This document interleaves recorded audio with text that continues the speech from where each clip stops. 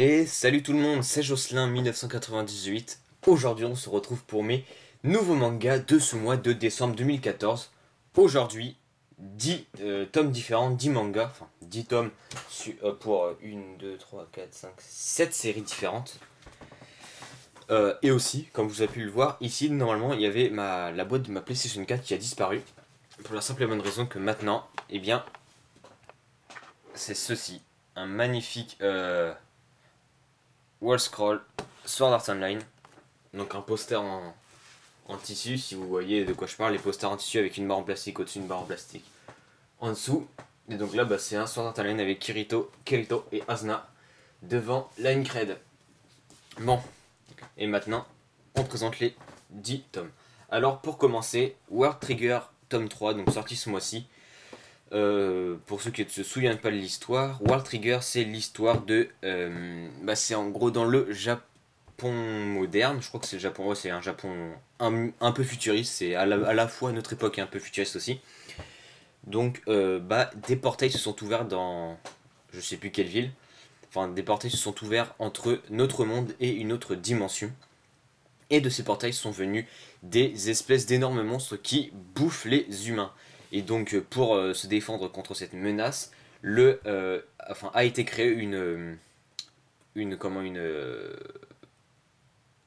association, enfin non pas une association, comment, je sais plus comment on appelle ça, un groupe quoi, ça s'appelle le Border, et cette, euh, cette espèce de police qui s'appelle le Border forme des soldats qui se battent avec ce qu'on appelle des trions contre justement les espèces d'énormes monstres qu'on appelle les neighbors, les voisins. Donc les neighbors qui viennent de l'autre dimension. Et donc à la fin, dans les deux premiers tomes, on voyait le Yumakuga qui se disait être un neighbor, donc venir de l'autre monde, qui expliquait que dans l'autre monde, il y avait aussi des humains, comme dans ce monde ici, qu'il y avait aussi des pays, différents pays, et que certains avaient créé des énormes monstres, des armes, qu'ils envoyaient à travers les portails vers ce monde. Et donc il a dit qu'il était venu ici sur demande de son défunt père pour rencontrer quelqu'un. Et donc, il avait rencontré un aspirant, un futur soldat du Border, qui était donc un aspirant, enfin, il n'était pas encore officiellement un soldat, mais il était voué à en devenir un. Et donc, dans ce tome-là, et aussi, pardon, dans le tome 2, ils avaient rencontré une petite fille qui avait un potentiel trionique. Donc, qu'est-ce que c'est le potentiel trionique? Le potentiel trionique, c'est en gros chaque humain dans son corps a un organe qui contient ce qu'on appelle des trions. Les trions, c'est une espèce d'énergie. Et c'est à partir des trions qu'on arrive notamment à faire fonctionner les armes qu'on appelle les triggers. Voilà, c'est pas les trions, pardon, c'est les triggers. C'est à partir des trions que possède chaque humain qu'on peut manipuler les triggers. Et selon le potentiel de trions qu'on a, on peut les utiliser plus ou moins longtemps et avec une certaine puissance. Et donc cette petite fille là, on l'aide dans le 2 parce que forcément avec le potentiel trionique qu'elle a, beaucoup de neighbors sont attirés par elle et veulent l'attaquer. Et donc dans le tome 2, Yumakuga et Mikumo, qui est donc l'aspirant soldat qu'il avait rencontré, l'ont aidé. Et donc dans ce tome 3, déjà on découvre que le border est divisé en trois grandes branches. Il y a la branche Tomakoma, la branche, je sais plus, enfin je vais essayer de retrouver ça. C'est trois branches qui ont chacun trois avis euh, bien différents sur les neighbors, puisqu'il y a une branche qui s'appelle je sais plus, j'essaie de vous retrouver le nom des trois branches. Je sais qu'il y a Tomakoma qui est la branche dont nous c'est celle à laquelle on s'intéresse nous. Il y a la branche la branche enfin la branche la plus disons la plus importante, c'est la branche qui déteste littéralement les neighbors, qui pour elle faut détruire, faut éliminer, éradiquer tous les neighbors du monde. Il y a une autre branche qui est un peu moins importante, qui elle, elle s'en fout en fait, elle combat les neighbors pour protéger la population, mais elle les extermine pas plus que ça. Et la dernière branche, elle, qui croit fermement que si on y met du sien de chaque côté, on peut cohabiter ensemble. Et donc, dans la tome 3, on avait aussi appris que Yuma possédait un Black Trigger, qui sont des triggers beaucoup plus rares et beaucoup plus puissants. Et forcément, en apprenant ça, le Border va vouloir s'en emparer. Et donc, ils vont envoyer Yuichi Jin, qui est donc un des membres les plus puissants, c'est un classe S, je crois. Oui, c'est un classe S. Donc les soldats sont triés comme ça, classe C, classe B, classe A et classe S. Et donc c'est un classe S, et ils vont l'envoyer pour le récupérer. Mais comme Yuichi Jin fait partie de la branche Tomakoma, c'est-à-dire la branche qui veut cohabiter avec les... qui souhaite cohabiter avec les Neighbors, il va plutôt proposer à Yuma Kuga et à ses deux amis, donc Mikumo et... Enfin Yuma, Mikumo et la petite fille qui s'appelle Shika. Donc il va leur proposer à tous les trois de rejoindre le... Enfin, il va proposer surtout à Mikumo et à...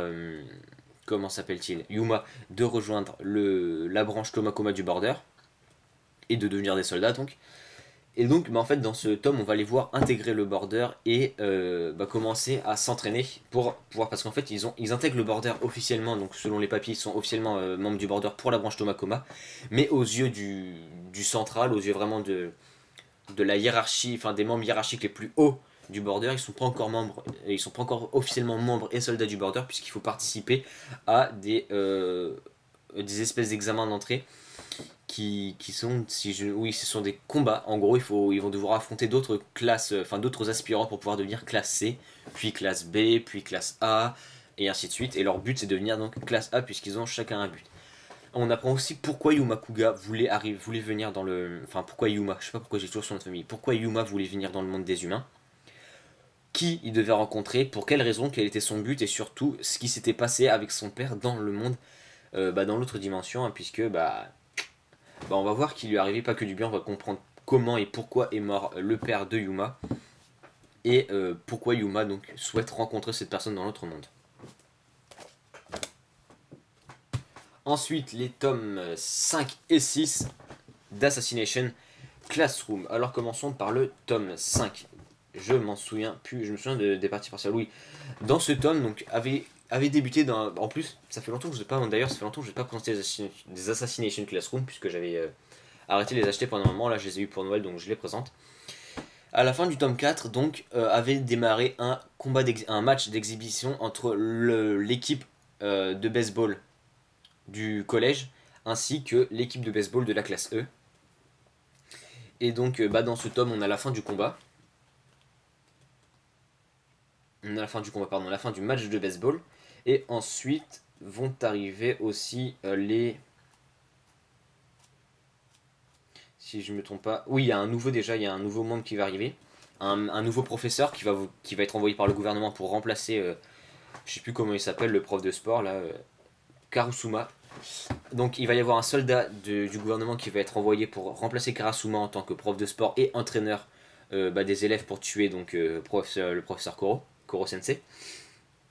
Et, donc forcément ces méthodes d'entraînement vont pas trop plaire aux élèves, hein, puisque lui c'est vraiment un dur au début, il passe pour le mec super sympa, il leur dit je vais être comme un père pour vous. Enfin vraiment, il les fait s'attacher à lui, et puis après il montre sa vraie nature, et puis pour lui en fait l'entraînement c'est 90% de coups de fouet et 10% d'amour. En gros, on les maltraite à 90% du temps, et puis à la fin on leur donne un peu d'amour pour que ça leur donne de l'espoir, et c'est comme ça qu'il veut les entraîner lui.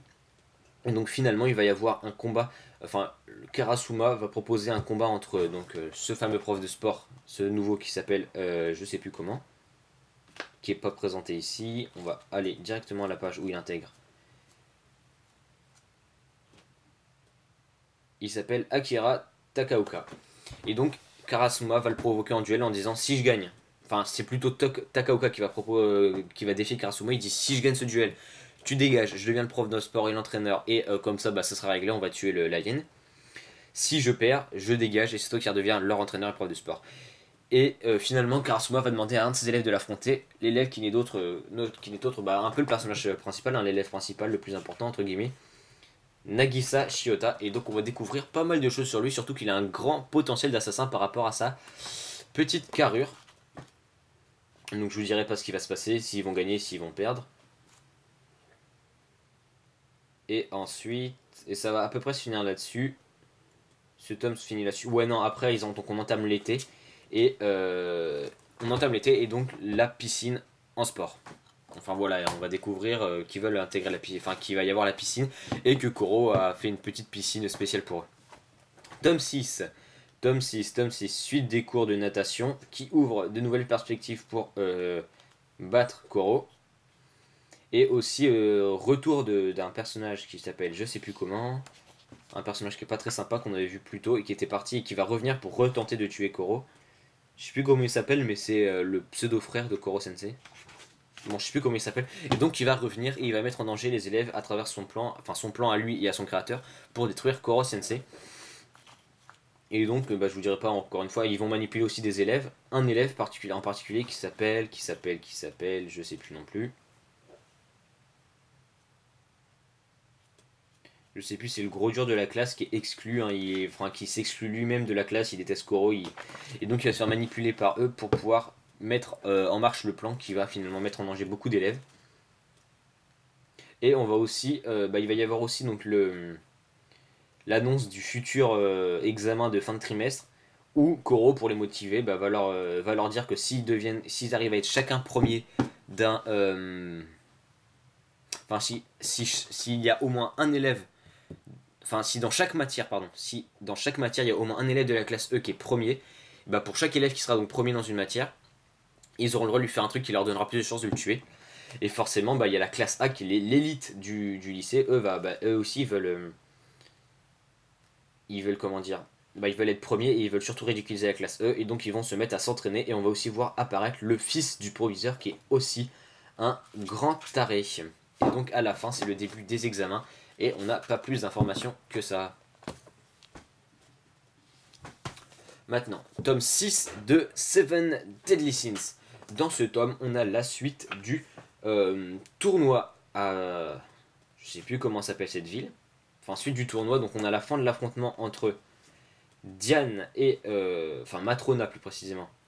Et Hauser, qui est donc un chevalier sacré. On a la fin de leur affrontement. On a l'affrontement ensuite entre Meliodas et Cain, qui s'avère être enfin qui s'avère avoir un lien pardon avec Meliodas par le passé. Donc on va découvrir lequel. Je vous dirai pas plus. Et je vous raconterai pas qui gagnera quoi. Ce sera qui contre qui la finale. Mais après donc le tournoi vont arriver les Enfin bon, ils vont arriver donc les chevaliers sacrés qui eux, ben, on en a rien à foutre des habitants de la ville et vont attaquer comme des bourrins pour tuer les Seven Deadly Sins. Et eux, pour pouvoir évacuer la population, ben, ils vont se faire passer pour des méchants pour les dégager. Et bah, ils vont forcément pris peur, ils vont partir et donc ils vont décider de se battre contre les chevaliers sacrés. Donc petite image que je trouve assez stylée où on voit donc tous les chevaliers sacrés avec Ban, les chevaliers sacrés, les Seven Deadly Sins pardon, Ban, Meliodas, King et Diane. Et donc va s'entamer un combat entre les Seven Deadly Sins et les Chevaliers Secrets sur différents plans. On va voir aussi que certains Seven Deadly Sins, dont King, ne sont pas aussi faibles qu'on l'aurait cru et que les Chevaliers Sacrés sont devenus beaucoup plus puissants. Et on va aussi voir apparaître un Chevalier Sacré qui a l'air d'avoir un lourd passé derrière lui. Et on va revoir aussi Véronica, la sœur d'Elisabeth, ainsi qu'on va apprendre le plan des Chevaliers Sacrés. Qu'est-ce qu'ils veulent faire? Pour quelle raison, en gros. Ensuite, Red Raven, tome 9, et comme vous avez pu le voir, le dernier tome. Ça m'a un peu dégoûté quand j'ai eu ça, mais c'est pas grave, parce que c'était un tome très très très bon. Dans ce tome, Andy va... Bah en fait, on va découvrir que tous les Red Raven sont aux prises avec des numéros renversés à travers toute la ville. Et donc, ils vont demander à Andy et à Walter de retrouver... Siegfried Skaggs, donc le chef de la famille Skaggs, et de l'éliminer. Et donc à travers tout ce tome, on va les voir faire leur petite enquête, retrouver le lieu de l'affrontement où ils vont finalement s'affronter. On va voir un affrontement, donc l'affrontement tant attendu entre Andy et Basil. L'affrontement, donc je ne dirai pas qui gagnera quoi. On va aussi revoir Connie qui aura eu quelques soucis avec Siegfried Skaggs. Et enfin, on va voir Siegfried Skaggs qui va arriver en plein milieu d'un combat et qui va foutre la merde avec Andy. On va voir aussi un combat entre Silvio, qui est donc le Red Raven numéro 1, et un numéro renversé que je sais pas trop c'est qui. Et bah oui, en fait, ça va se finir là-dessus. L'énorme combat des Red Raven contre la famille Skaggs avec les Kachini qui vont finir par taper l'incruste. Et donc après ce combat, on verra ce qui se passera quelques années, n'importe quoi, quelques mois plus tard après tous ces événements. Enfin, c'est un tome où il y a beaucoup d'action et c'est très bien. Moi je me suis dit comment ils vont réussir à finir toute cette histoire en un tome, et bah ils l'ont très très bien réussi. Ensuite, l'attaque des titans, Before the Fall, tome 2. Donc dans ce tome, Kiklo, je crois qu'il s'appelle comme ça, hein, Kiklo, va mettre à exécution son plan et va s'échapper avec, je sais plus comment ça s'appelle non plus, donc avec Carla. Donc Kiklo et Carla vont s'échapper de la maison des Innocencio. Mais enfin, quand ils vont vouloir s'échapper, il va y avoir des gros illuminés qui vénèrent les titans qui vont arriver, qui vont liquider la moitié de la famille. Mais Kiklo va réussir à sauver Carla et ils vont s'enfuir. Suite à quoi on va découvrir que le bataillon d'exploration de l'époque qui n'avait pas été dissous suite à la grande expédition qui avait échoué il y a 15 ans. Donc on va les voir se reformer pour refaire une expédition et Kiklo va vouloir en profiter pour pouvoir aller voir des titans de ses propres yeux. Et donc on va voir le début de l'expédition, comment ça va un peu mal tourner, hein. Kiklo qui va avoir les boules face à un titan et qui va finir par prendre les choses en main pour pouvoir se battre, sachant que Kiklo maintenant a une cicatrice putain de badass sur l'œil. Je sais pas si vous le voyez, il est là, voilà. Grosse cicatrice sur l'œil. Enfin, extrêmement stylé, très bonne suite. Bon, le tome est passé comme ça. On n'apprend pas énormément de trucs, mais c'est un très bon divertissement et ça donne énormément envie de lire plutôt la suite. J'essaye d'abréger un peu parce que j'ai pris du temps sur les précédents tomes et donc j'essaie de ne pas perdre trop de temps. Fairy Tail, tome 41. Donc dans le tome 40, un des 10 mages sacrés les avait envoyés en mission pour sauver un village de géants. Sur ce village, ils avaient rencontré une guilde de chasseurs de trésors. Donc il va y avoir un affrontement entre les chasseurs de trésors et on va avoir aussi une guilde clandestine qui s'appelle Succubus Eyes, dont fait partie désormais Minerva. On va voir cette guilde taper l'incruste et foutre le bordel, sachant qu'il y en a un membre de cette guilde, donc ils seront que deux à y aller. Il y aura donc Minerva ici, et lui, que je sais pas comment il s'appelle, qui a un pouvoir très chiant. Je vous dirai pas c'est lequel, ça s'appelle la loi de dégénérescence, et c'est très chiant, et donc il va mettre en difficulté les membres de la guilde. Ensuite, on va revoir un... Je vais pas vous dire qui, mais on va revoir quelqu'un. Je vais pas donner plus de précision, parce que sinon vous allez à peu près deviner c'est qui. On va revoir quelqu'un qu'on a revu, qu'on voyait il y a pas très longtemps. On l'a vu dans les, je sais pas, il y a 5 ou 6 tomes. Et donc on va le revoir et il va jouer un rôle plus ou moins important. Puisque Grey et Natsu donc, vont, entre guillemets, se servir de leur pouvoir pour pouvoir sauver le village et la flamme éternelle. Qui a donc été gelé. Et à la fin, on va découvrir comment le village des géants a été gelé ainsi, par qui, pourquoi. Et surtout, on va voir se mettre en mouvement une guilde clandestine qu'on n'avait pas encore rencontrée, mais dont on entend beaucoup parler depuis l'apparition, depuis qu'on sait ce qu'est une guilde clandestine, hein, donc depuis à peu près l'histoire du Nirvana avec Horus Sensei, quand on a appris qu'il y avait l'Alliance Baram. On a vu Horus Sensei, Grimoire Art, il nous manquait plus qu'une guilde à voir, et on avait vu toute l'Alliance Baram. Bon. Et enfin, pour finir, les tomes 6, 7 et 8 de Bakuman. Alors pour tout vous dire, je ne les ai pas lus. J'ai vu tout l'animé donc je peux feuilleter après. Ah oui, donc dans ce tome, il y aura quoi? Ah oui. Donc si je me souviens bien, dans les tomes précédents, ils avaient réussi à avoir leur propre manga. Enfin, ils avaient réussi à sérialiser un manga, sauf que il va se donner un peu trop à fond Machiro et il va avoir quelques petites sous-titres de santé et tout le tome est basé là-dessus. Est-ce qu'on arrête? Est-ce qu'on met en pause le manga? Qu'est-ce qui va se passer? Et donc la détermination des deux acolytes pour pouvoir continuer malgré les problèmes. Et puis il y avait aussi dans le tome précédent l'apparition du nouvel éditeur. Et puis c'est tout en fait dans ce tome là, je vois que ça pour l'instant. Dans le tome 6 d'ailleurs, regardez, tome 6 et tome... J'aime bien les garder ces petites étiquettes sur ces deux tomes. Là on a le droit à donc Japan Expo Award 2011. Oui, Japan Expo Awards 2011. Prix du meilleur manga shonen. Et là c'est exactement la même chose. Ah non, si Japan Expo Awards sélection du meilleur shonen. Si c'est ça, prix, enfin non, ah non, là c'était sélection et là c'est prix du meilleur shonen. Et donc là, meilleure série manga, animé et manga, Grand Prix 2011 de Animeland. Donc juste pour vous montrer que c'est un manga qui a raflé quelques prix aussi en France. Donc dans ce tome, qu'est-ce qui se passe? Ah ouais, mais si je vous raconte ce tome, ça va beaucoup trop spoiler. Ah si, là on a... Ah non. Non, en fait, tout ce qu'il y a dans ce tome, c'est vraiment dans la continuité de l'histoire, pas beaucoup d'apparitions. Enfin, je vais regarder dans le tome 8. Non, c'est vraiment, quand je regarde, c'est vraiment dans la continuité de l'histoire, donc je peux pas trop vous raconter, parce que sinon ça serait du spoil. Il n'y a pas vraiment de nouveaux personnages qui apparaissent ou quoi que ce soit dont je pourrais vous parler. Donc je vais éviter de vous spoiler, et puis ça fait déjà quand même 20 minutes d'épisode, enfin de vidéo, c'est déjà pas mal. Et donc, voilà. Donc à titre de précision, j'ai eu les Bakuman, les 3 Bakuman et les 2 Assassination Classroom pour Noël. Et à la suite de quoi, avec l'argent de Noël, je me suis acheté les 5 autres tomes. World Trigger tome 9, Seven Deadly Sins tome 6, Red Raven dernier tome, le tome 9, L'Attaque des Titans Before the Fall tome 2 et Fairy Tail tome 41. Enfin bon, 10 très très bons tomes.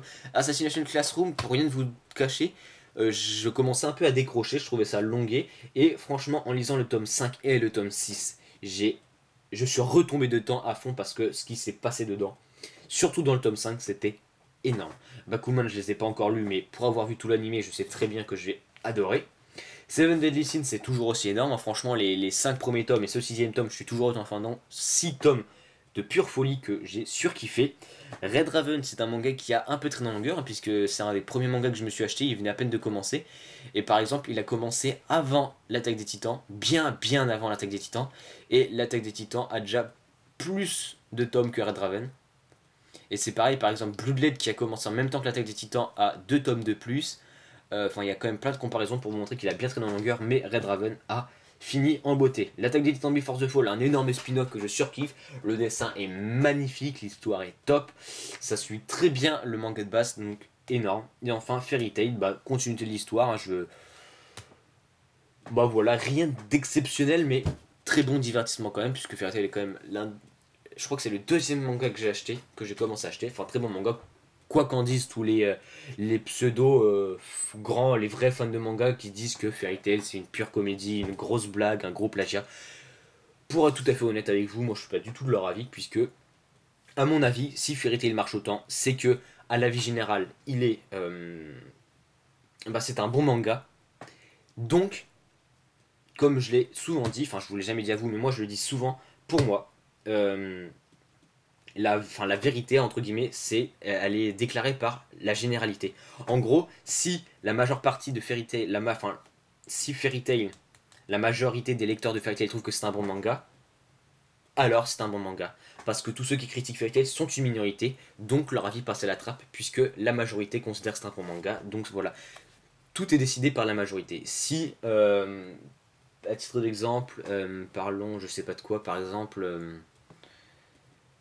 Ah là j'ai pas d'exemple, mais bon, imaginons que quelque chose, une petite poignée de gens trouve ça dégueulasse, tant que la majorité trouvera ça bien.